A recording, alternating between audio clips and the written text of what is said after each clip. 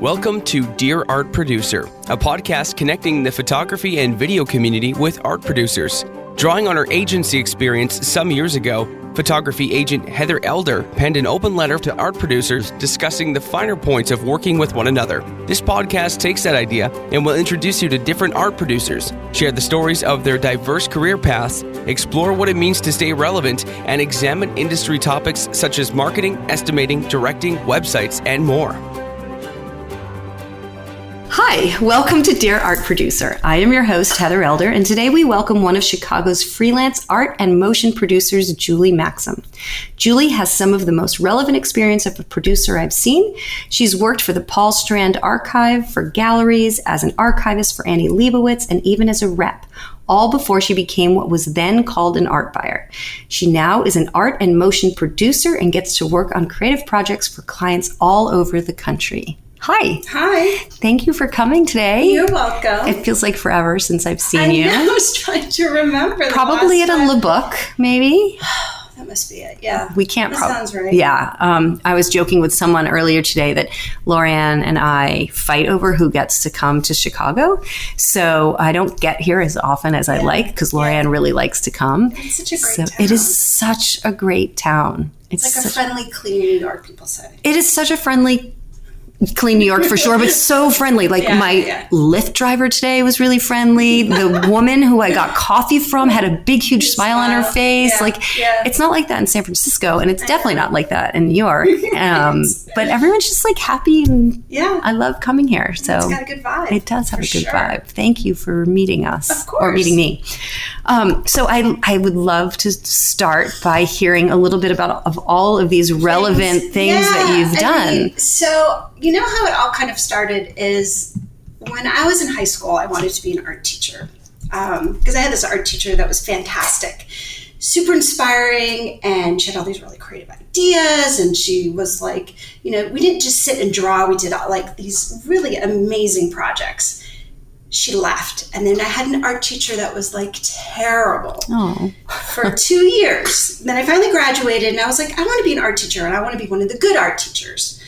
Then I went to college and I discovered photography and I fell in love. And I was in the art school, so I had to focus on a medium. So I decided to just focus everything into photography, but I still had the teacher idea that maybe someday I'll be a teacher. So I looked at my professors and I was kind of critical of them because I was like, granted, it was an art school in a university, so it was very fine art based. It wasn't like a Brooks or a SCAD. Mm-hmm. It was very fine art. So when I went through the program, I was really kind of disappointed with my teachers. They had this career path where it was like they took photos, they talked about photos, they hung them in a gallery, and then they taught.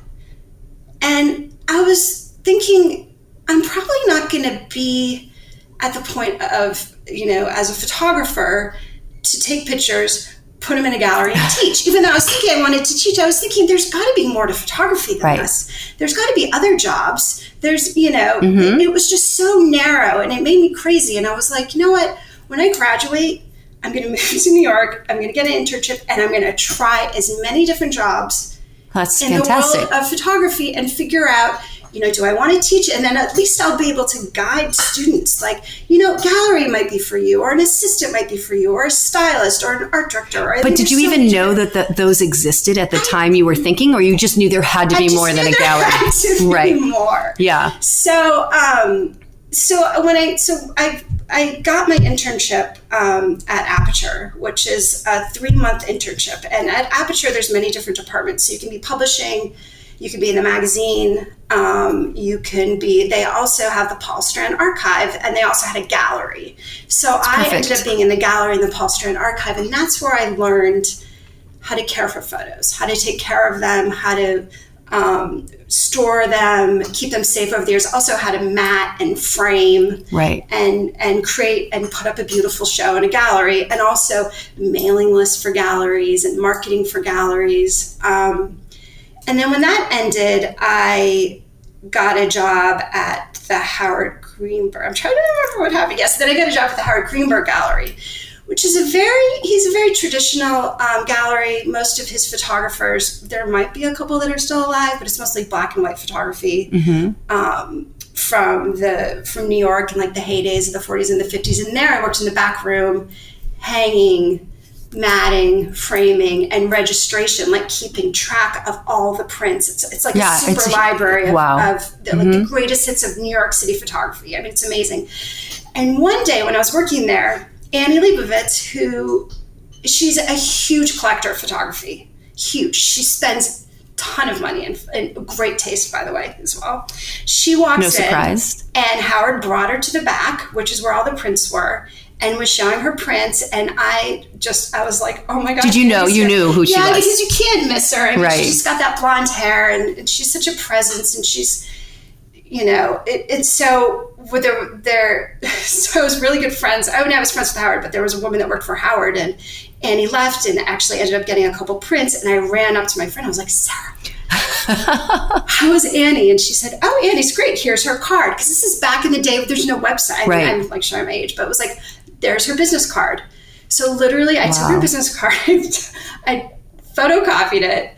And then I think that weekend I sent my resume in to Annie and to her studio. And then next thing you know, I'm meeting with the Art and Commerce, and I'm meeting with Annie, and I get the job as archivist. And so as archivist, I was in charge of all her negatives and her prints, because there wasn't a ton of digital happening. She also had an in-house guy that was doing all the printing, the black and white printing, so I kind of managed that as well.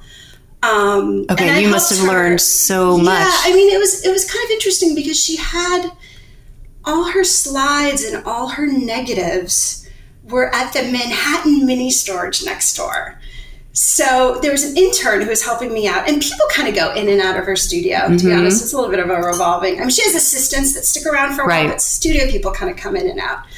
And there's this intern, and I was like, where are Annie's negatives? Where are her chromes? Where is everything? And he's like, oh, it's at the Manhattan mini storage. I'll show you. So we go down and we go up into the Manhattan mini storage, and I open this room, and it was all her Rolling Stone stuff was just sitting in these binders. And then there was a safe, but it was like an old safe from the 20s with like Yoko Ono, and we're talking. Oh my God, my jaw is like on the table right now. When you think of Annie, these are the images, and they're all just in the Manhattan mini storage, and I was like, this is insanity. So I wrote up a proposal, and I was like, Annie, you need to get everything out of Manhattan mini storage into climate controlled, safe art storage. So that was kind of my big movement with her. So I did that. How long did that take? We spent all summer kind of re-sleeved everything, because she also had everything in these terrible old sleeves from the 70s. So like stuff was starting to melt onto chromes. And so we had to get everything kind of in acid-free materials. So I did that. And then what did I do now? And then I had a stint at the Tiffany photo studio, literally shooting jewelry for the catalog. Wow. And then I went to Maine photographic workshops one summer, and I met someone who knew Sarah Laird. And he was like, you need to work for Sarah Laird. So then I met Sarah, we hit it off, and I started working in her tiny little office. It was down in the West Village. She's moved since then. Yeah. It was this tiny little office.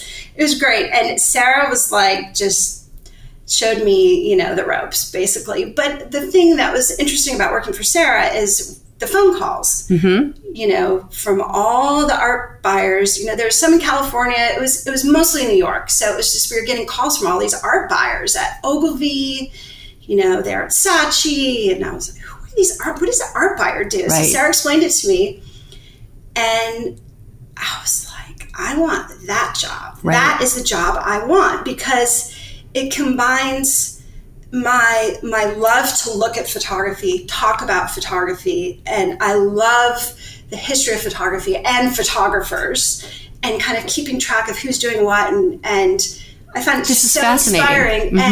But I also love producing, and I love the money side of it, and I love the beginning, the middle, and the end of a shoot. And it also taught me, working for Sarah, that producing a shoot, it's like I would literally just the first thing she had me do, which is one of the best things I think I could have ever done, is she had me bill a job. So she gave me the estimate, and she said, here are all the receipts. Yep. Put the puzzle together. And make sure the number that you have is the same number that's on the invoice. Yeah. So I literally cut and pasted and taped and put it all together and lined everything up. And what a great way to learn. And that is when I discovered, like, oh, there's a prop stylist, there's wardrobe, there's models. Yep. Models get how much? Right. There's taxis, there's baggage, there's food, there's catering, there's all these elements. Right. And this line item has to go in this category, and this line item, and they have to match what we did on the estimate. And I was like, and that's what goes to the art buyer. And it all started to kind of come together. And when we ended up leaving New York and we moved to LA, Jigisha Bouvra had called in a portfolio. Love her. So I remembered her, and I knew Scheid, and I knew the history of Scheid and the level of creative that was happening there. And I was like, if I'm going to do art buying, I can't just go be an art buyer. I have to be part of a department. And there were only a few agencies that had big departments, back then, and even now. I mean, So when we moved to LA, I emailed Jigisha, and it took her like 3 months, but she finally got back to me. Wow, 3 months is not very long nowadays. It was literally out of the blue. She's like, Julie, can you come in tomorrow? I was like, what time? Yes. So I like ran. I was so once again, you learned from one of the best. Yeah. So I got to Jigisha, and it was like Helen O'Neill. Oh my gosh. Literally the person that sat me down and trained me for like the first couple days, and then Rob Beckett and Marnie and like all these people that have now gone off to work all over the place. Lisa Lee was there. I mean, and it's so, the thing about Scheid is they told me this is the process. And Jigisha did such a great job, and her entire department did such a great job of putting those processes in place, and that agency supported them and valued that department so much that those processes got to evolve and, become the standard. So I've taken that process with me wherever I go. It's great. It was wonderful. I mean, I was so lucky. So I freelanced there for a couple of years. And then I was at, then someone would tell someone else about me, and then I'd be at one place and I'd be another place. I was like at 72 and Sunny for a second when they Bugaboo. I mean, it wasn't very long. And then where else was I? I was at just various agencies in LA, and then we moved to San Francisco, and the same thing kind of picked up again. I was at Scheid, which became Cutwater. Yep. Draft FCB. What else was I? Venables. Okay, so given all of this incredible, varied experience you've had, all these amazing mentors and people who have taught you the process and just kind of opened doors for you, what do you say, like, what have you taken away from that to make your own style as an art producer? I think it's hard to say. I mean, I think it was just learning from Jigisha and the introduction to being an art buyer. They were such professionals, and they all had such good eyes, and they had such a good sense of humor about it, right? Like Rob and how we would just laugh. It's like you can't take yourself too seriously. You have to have a sense of humor, because it does. Some situations can get tense and stressful, and you have to have fun about it. But you also have to pick your battles, and you have to be strong about certain things, and then just kind of let other things go. And so I think overall that was kind of the mood of that department, is that everyone was really hardworking. Everybody wanted the best photographer for the job. They really pushed who they were putting in front of. Like, we had photographers that weren't necessarily car photographers that we were presenting to creatives. And they were open and supportive. And supportive. And, then it was, you had to kind of convince the client, like, okay, they might not have a car in their photo. Right. But they have a really beautiful way of lighting that goes with the campaign. And it all kind of like meshed, and it worked really well together. And what do you think people who work with you, like who are on your team now, or maybe teams that you've been on in the past, like what do they say about you and how you are as an art producer? I like to think that they think that I am, I had a call today where I'm constantly bringing up things that people mention. You know, there's a lot of conversations that happen with the account people and the client and the creatives, and then people will kind of mention something and then they forget about it, and then it's never really in an email, and it's kind of talked about, and it's very casual. But I'll kind of remember, like I'll remember certain details that are important to the shoot and the creative, and especially to the production, that I foresee are going to might be a problem further down the road. So I'll kind of like be neurotic about all these little details. That's great. And I think, you know, they like my experience and low drama, and hopefully we don't have any like major. That is a theme that has come up time and time again on this podcast. Is I think, you know, I can make people feel relaxed and confident, and not, you know, kind of worried. And how does a rep help you with that? Just kind of watching each other's back, you know, that kind of thing, reminding me of something, or I'm reminding them of something. Something that we have to watch together. Or like, the client brought this up. Can we make sure that this is here or that's there? This is just really more budget stuff I'm thinking of. Right.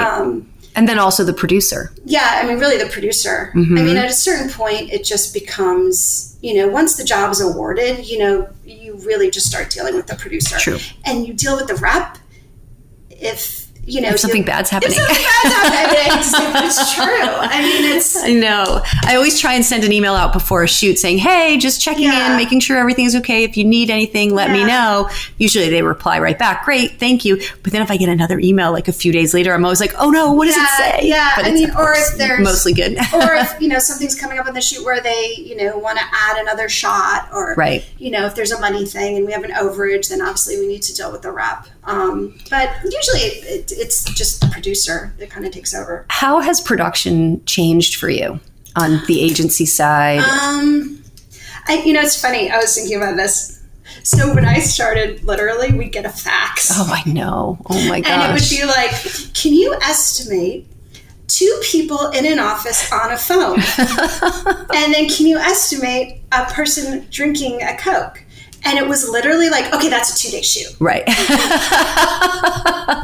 Like, it was like Don't you wish you could find some of your old faxed spec sheets? All the time in the world. Right. They had all the money in the world. And it was like, we would do a shot in the morning and a shot in the afternoon, and that was a day. Yeah. And now it's literally, we want 30 shots. We want 50 talent. Yeah. We have 20,000. Can you make it happen? I mean, that's literally like, I feel as though everybody just wants more bang for their buck. The client really is just, and this is what happens too, is the creatives and the client, they think to the year ahead. They're like, okay, well, we have banners, we have in-store, we have out-of-home, we have Instagram, we have this, and we need to fill content in all of these places, and it can't all look the same. I was going to say, and it has to be varied. And it all has to be varied, and it all has to look different, and there's a little bit of motion, and there's a little bit of this, and we only have a day, and we only have this amount of money. Right. And it's you know, you're throwing things together. But I also find there's also a big movement with in-house production, agency in-house photographers, and DPs and full-on like mini production companies that exist within the agency. Oh, absolutely. I don't have this conversation with a lot of art producers because they're at agencies, so we're not talking about what's happening on the client side, but with freelancers, it comes up a lot because they're getting jobs at in-house agencies. And I have some friends that are creative directors who have gone to work at in-house agencies. When I knew them, they would never have been caught dead on the client side. And now they're very interested in it because they said there's a sense of camaraderie that is existing at these in-house, some of these in-house agencies that kind of feel like what the good old days that we were talking about when we first started was at on the agency side. You know, the pendulum always swings. So it's not always going to be one way or always be the other. But there's also on-staff photographers. And there's on-staff photographers. At agencies. Absolutely. So I was at an agency last year, and there was an on-staff photographer. There's an on-staff DP. There's on-staff production. Support for that photographer. Well, because agencies are also making money in that department. Exactly. That's a cost center for them. That is a huge change in production from my point of view. Like, and it's really difficult because you have these in-house guys producing against, photographers in the real world, let's call it, and you can't even compete. You can't compete. The rates are so different. We can't. The creative is different, of course. But sometimes you just have clients who are like, you know what, we just want, as much as we can get. They're valuing content over the actual creativity or the craft that's involved in it. Yeah. And I think one of the categories that has been hit the hardest in that is the tabletop product still life. Absolutely. Because not only is there the in-house person that's going to take a picture of your phone or your Pellegrino bottle or whatever it is, they also are competing against CGI. Yeah. And clients are creating in like digital renderings of their product. It's crazy. Yeah. So that category has really been hit hard by those changes. And in order to compete, their rates have had to come way down. And the shoots are different. They're not, they are much more executional. There's not the care that used to go into it. Yeah. And it's just a totally different way of shooting, which I think there is a place for it. Yeah, absolutely. A lot of social is happening that way. Yeah. And those rates are always low anyway. So in a way, it kind of makes sense. It's just get it up, get it out. Like everything just has no life on social. It's just, I know. Now, since you're a freelancer, how does a photographer get your attention if they want to have you learn about them? Yeah, so it's funny. There's this, first and foremost, for sure, Instagram. I am constantly on Instagram. Like, I'm always checking, I'm always following photographers. I love just seeing their personal story and their personal narrative. Yeah. I also like to see, behind the scenes as well and kind of where they are, but I also just love their life and where they are and where they live and what they do and where they go and what they eat and what they're into and what kind of catches their eye. Because I think when I hire a photographer, I want to hire them because they're like, what is special about them? What is their point of view that sets them apart from the rest of the photographers or the rest of the world? I am such a big proponent of that. When I first started being a rep, I would, write marketing plans for my new photographers and it would be their brand, their vision or their brand state or whatever we called it at the time. And it would literally be, if you want the best lifestyle photographer who uses natural light, hire X, right? And over the years, and most recently I would think, okay, I could literally put many photographer, insert photographer name here, right? That didn't tell you anything anymore. Right. Years ago it did, because there were a handful of photographers could do whatever I was saying. We wanted them to rise to the top. So now we're working really hard with our photographers to figure out what are their beliefs, what are their values, what are all the things that inform them being a photographer, so that not like I picked up a camera one day, but like not that. We dig a lot deeper. We call it, what are you inspired by? We kind of call it phototherapy. And then on our website, we have everybody's vision statement that really talks to what it is what are those beliefs and values, so that when you come to me with a project that is relevant, I can align my photographer's brand with your brand. And I can actually say, instead of in the treatment saying, we're really good at natural light, I can say, well, choose David Martinez because his vision is all about balance, and we're removing whatever isn't essential. Whatever isn't needed to reveal only what's essential. And that would go perfect with some sort of, something that is all about simplicity or, calming or something, and it's been so successful in that it's given me the language to talk to someone like you about a brand. So, or, about a project. Right. And I think Instagram gives them a great place to tell those stories about themselves. But it's also, it's also keeps people top of mind. Because unfortunately it's really hard to manage all the photographers in the world in my brain, and like who's doing what and who's good at what. And I have a way of organizing it, but it's also, there's just this synchronicity that happens where this has happened so many times where I have a project and I'm coming up with a list of photographers, I'm sending the creatives, and I'll send the list through, and then I'll be on Instagram and I'll see, oh, wait, someone, X photographer is shooting this. That's exactly what I need for this project. And literally it kind of happens at the same time, and I'll put them on the list where I might have forgotten about them. And so it's great. It just keeps... You never know where you're going to get bombarded by something, right? Yeah. Where you're going to get interrupted. At least with Instagram, you're inviting it in, right? You're choosing to go through it, and I'm not interrupting you. Everything else is kind of being interrupted. Yeah. But I do think that you just never know where you're going to come across something. So there is this photographer who I just thought it was the greatest idea. And actually, now he's kind of known as the peanut butter photographer. Have you heard of him? I have not. So there's this, I don't know if I should say. You go ahead, give him a shout. John Haynes, he's in the Twin Cities. Okay. And when I was at VSA, he, kept calling and calling. He's like, hey, I'm in the Twin Cities and I'm in Chicago. I'm a lifestyle photographer. Can you look at my books? I met him, and he brought me a jar of peanut butter. And then last year when I was at FCB, we all got a jar of peanut butter from him. And he now is with another rep, and I was like, oh, that's the peanut butter guy.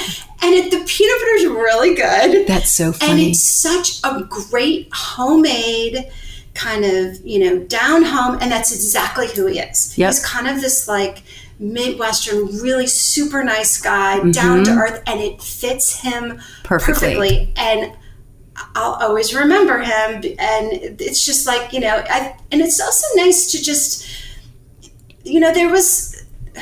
I'm not a fan of the big, huge, ginormous books or like oversized promos. Can you say that again? Yeah.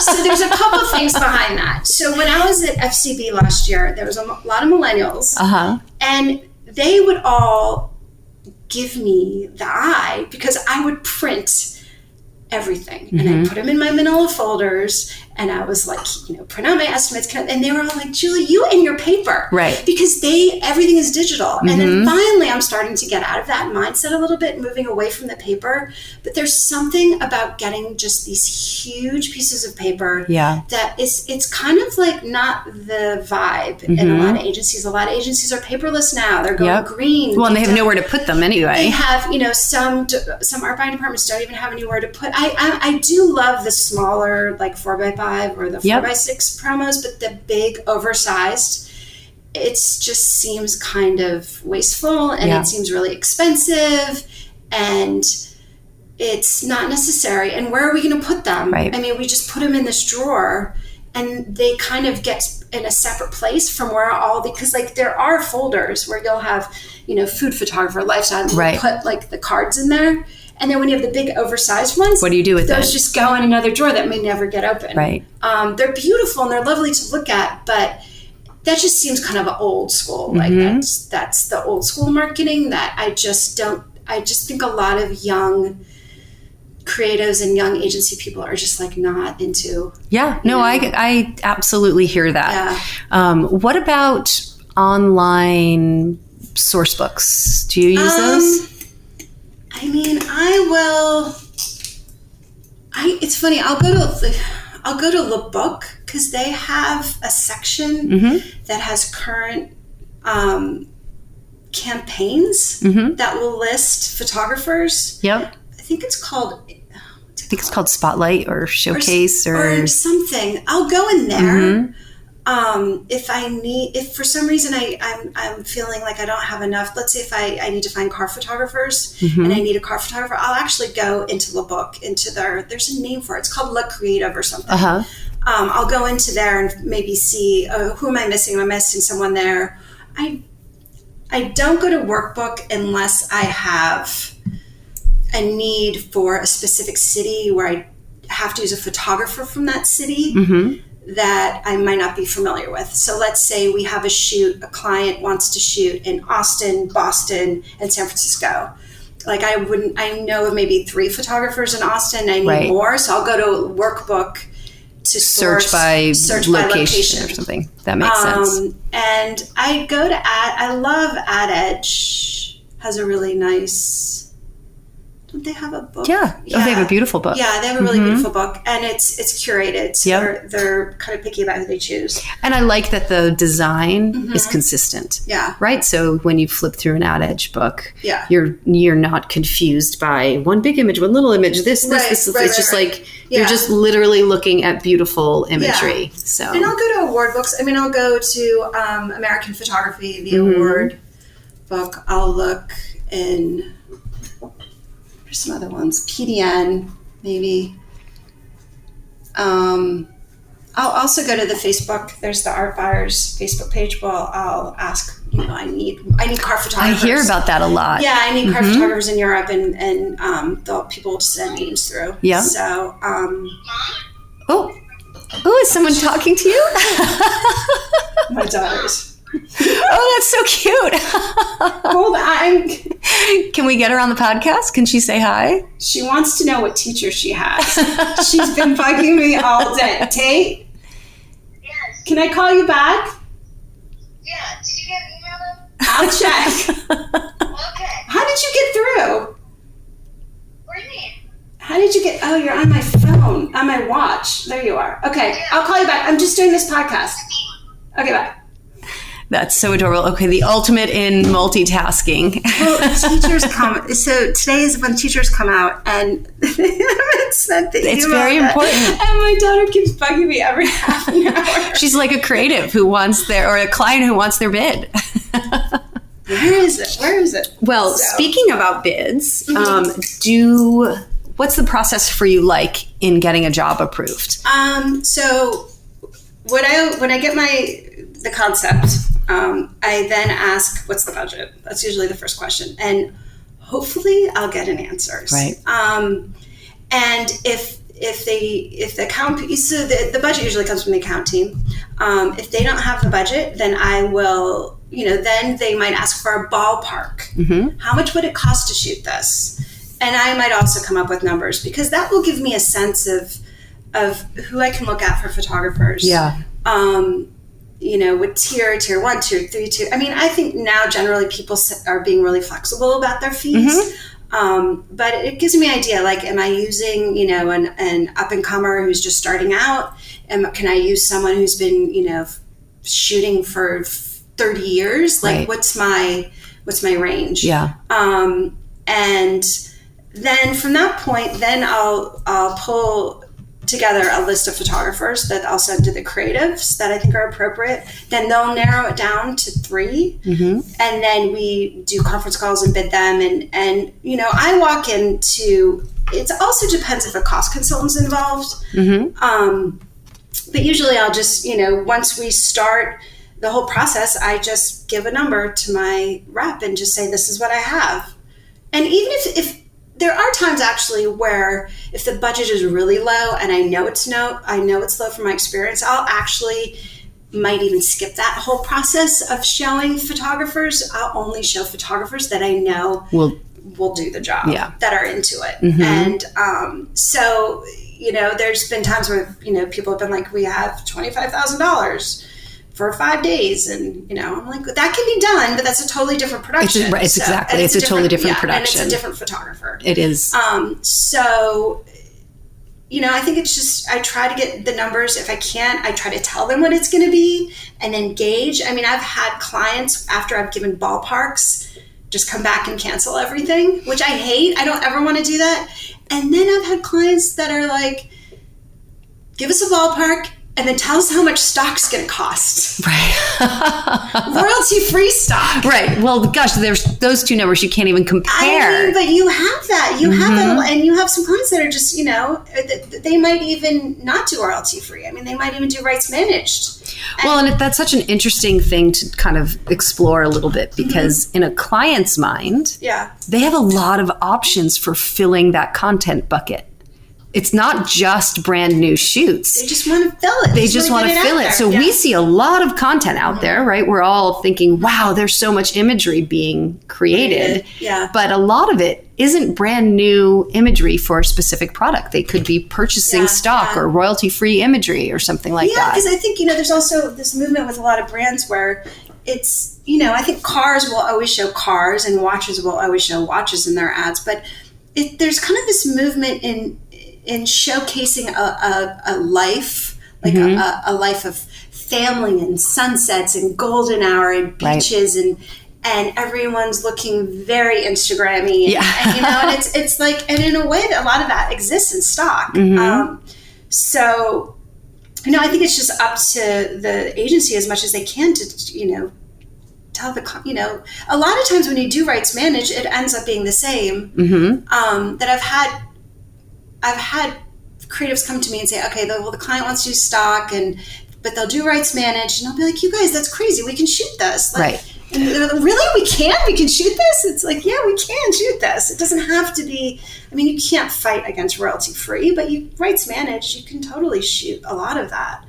And I think a lot of photographers on the lifestyle spectrum, it's a really challenging part of photography, I think. One, because there's an incredible amount of competition, right? I would say the most amount of photographers out there shoot lifestyle. Yeah. Then within that spectrum, you're fighting against or competing against rights managed, royalty free, and clients have lots of options.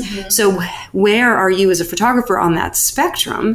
And then in terms of price too. Yeah. So I think that's a very challenging place. And I think sometimes photographers, especially those that are just starting out, don't really have a handle on that and can't recognize that, oh, wait a minute, I'm kind of, even though I'm in this category that's enormous, I've got a lot of people working against me.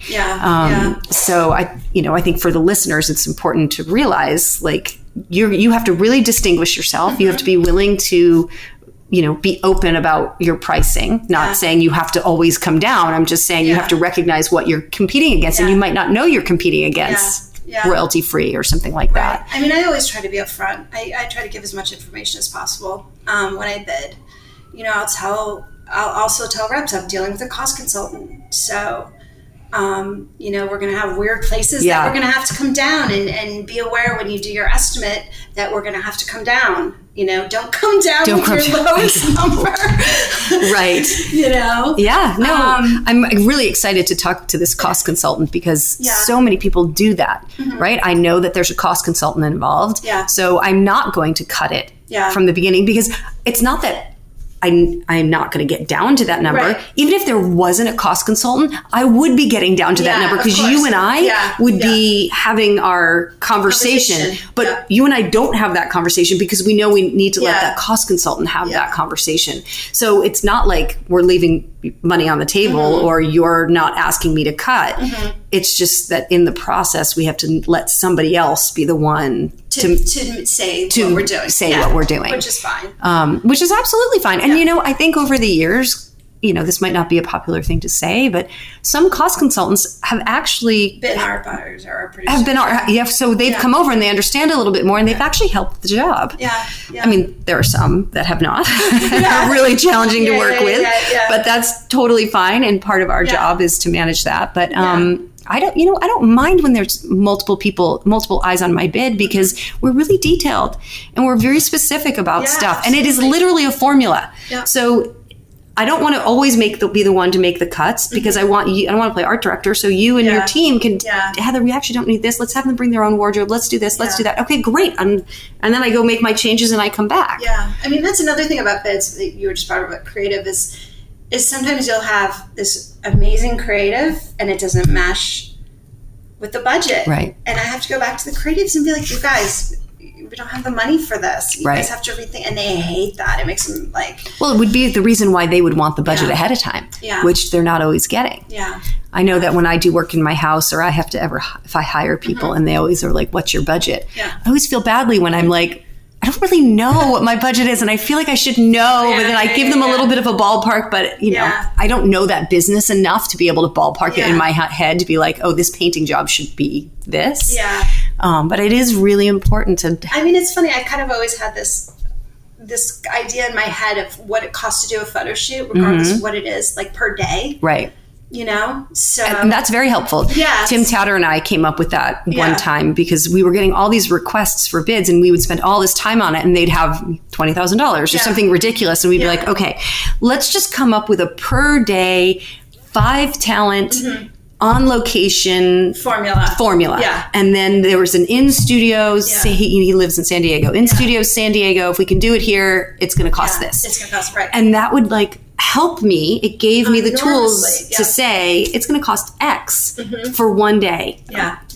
how does that sound Yeah, about? yeah. And they'd be like, oh my God, I only have $20,000. Thank you. I'll call you when I have more. And I'd be like, oh my God, that took 5 minutes. I know. Like, It's so true.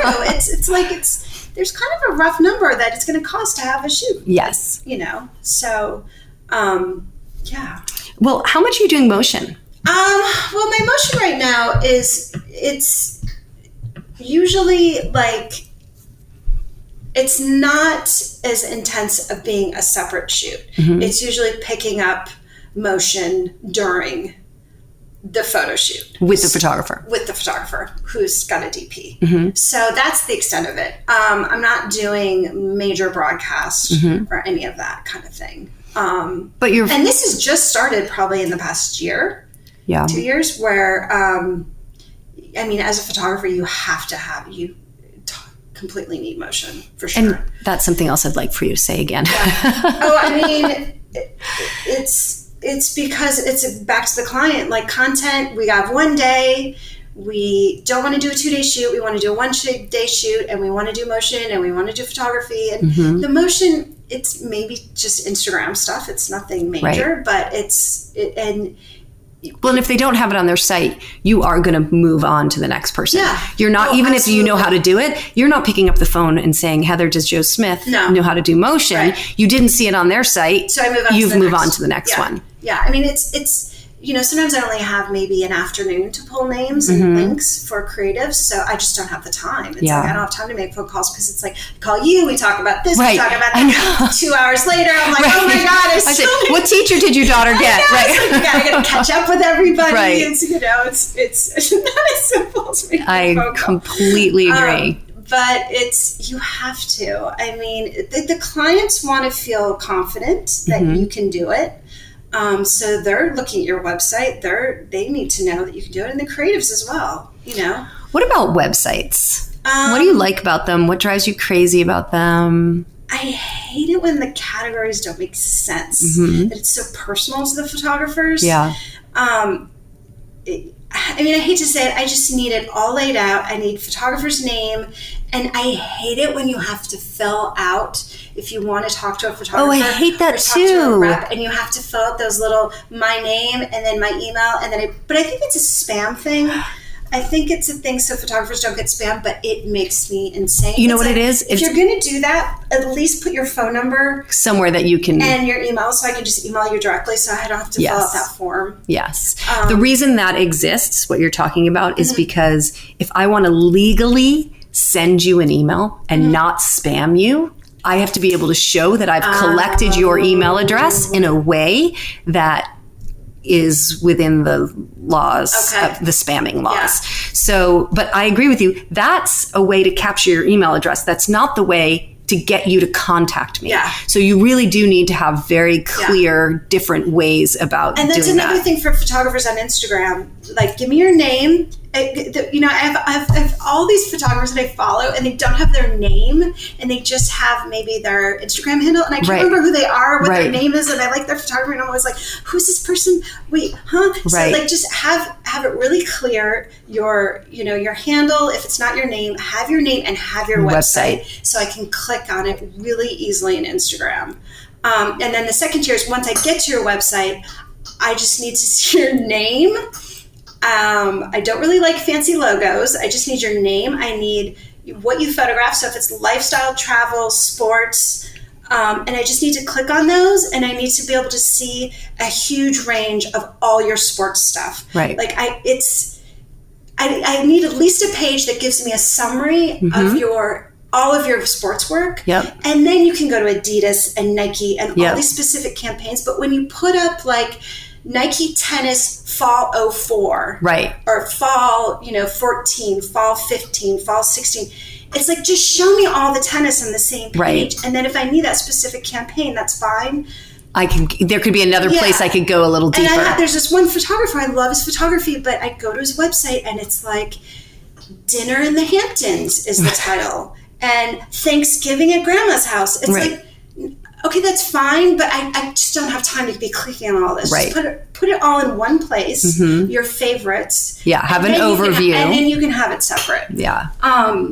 And I also just I like a bio. I like to know where you live. Mm-hmm. I know so many photographers try hard not to let you. But it, you know what it comes down to is, this comes up all the time, where you have a shoot in San Francisco, the client's in San Francisco, and they don't want to use photographers from other cities. And usually you can convince them, hey, it might not be a huge cost savings, but that's kind of where they go. So when I go into my meeting and I'm presenting the photographers to the client, they're like, why aren't you bidding a San Francisco-based photographer? We asked for a San Francisco. It's like, okay, so I need that. I need San Francisco. I can have LA. And a photographer can say, I live in San Francisco, but I'm willing to work as a local. So that if you need a photographer in Chicago, but remembered that this particular photographer will work as a local, you know that. So I like to know where you are. I like to know who you've shot for. I like a bio that just kind of showcases just a quick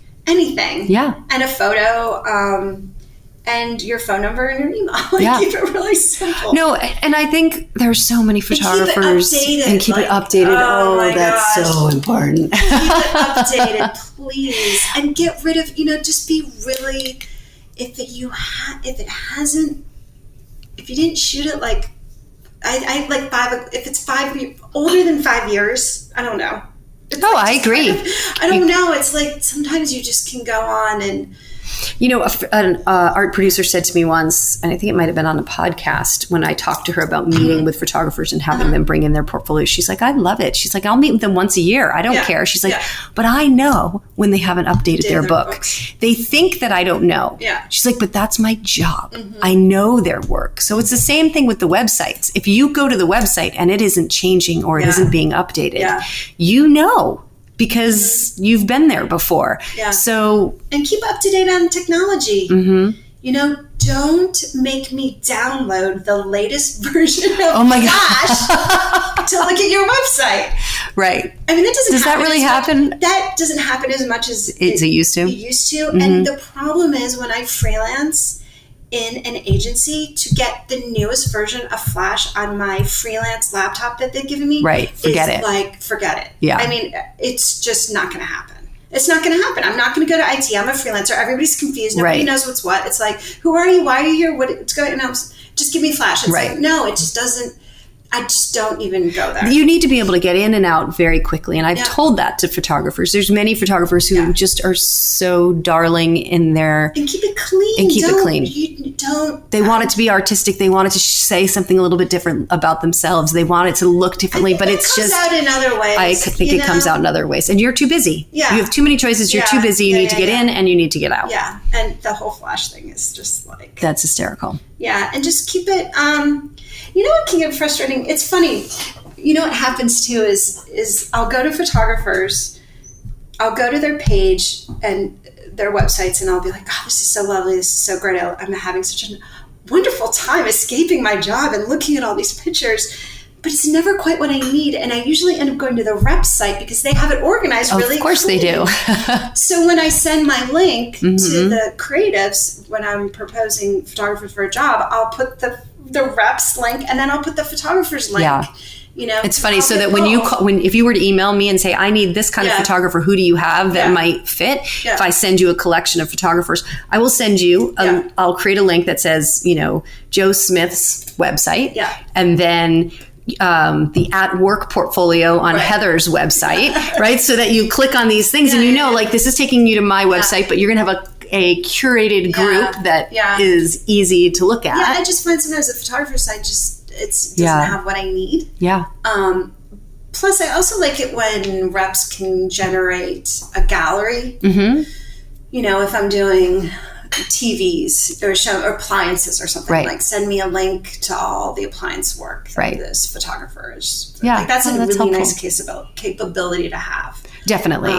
Well, and like we said, it's all about simplicity and efficiency. You don't have a lot of time. Yeah. You need to be able to get in, get out, see what you need, and pass it on to the next person who is going to have the same limitations in their time as you are. And if your website takes too long to download, if it even takes any time to download, I'm You're out. And I'm not the only one. Creatives are the same way. And you're not going to go back. You're going to remember that and not go back. And the attention span of a creative is like 3 minutes, 3 Yeah. seconds. I mean, you have probably 3 to 8 seconds to Yeah. grab the attention of a creative. I'm telling you, like if they don't see what they're looking for or what they like within the first 8 seconds, they're just going to move on. They're going to move on. Yeah. Oh my gosh. Okay. Well, speaking of moving on, we've done a great job. Been at 50 minutes, and that's Great. just awesome. We've talked about so many different topics, and we even got a little bit of your daughter in there. I can't wait to hear who her teacher is and if she's happy about it.